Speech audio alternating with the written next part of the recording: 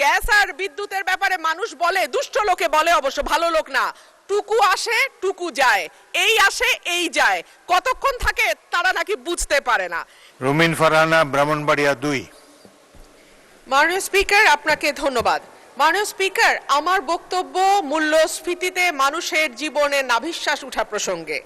180 দিনের অগ্রাধিকার তালিকার মধ্যে এই সরকারের প্রথম 3টি কাজের একটি ছিল আইন শৃঙ্খলার উন্নতি, 2 নম্বরে ছিল দ্রব্যমূল্য নিয়ন্ত্রণ এবং 3 নম্বরে হলো জ্বালানি খাতের নিশ্চয়তা।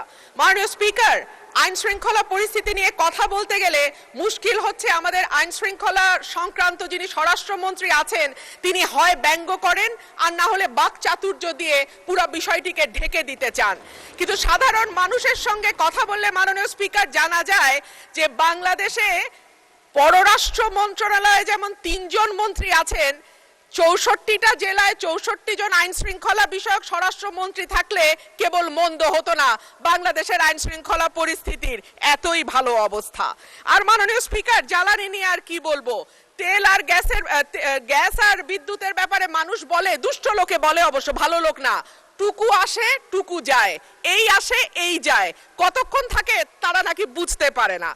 এইবার আসি মাননীয় স্পিকার, যখন তেলের দাম বাড়ছে, যখন বিদ্যুৎ হাহাকার এবং যখন গ্যাস পাওয়া যায় না, তখন 1 কোটি নতুন কর্মসংস্থান সৃষ্টি করবে বলে যেই সরকার প্রতিশ্রুতি দিয়েছিল নির্বাচনে, সেই সরকার ক্ষমতায় আসার 6 মাসের মধ্যে 62,000 লোক তাদের চাকরি হারিয়েছে আর 900-র উপরে কলকারখানা বন্ধ হয়ে গেছে।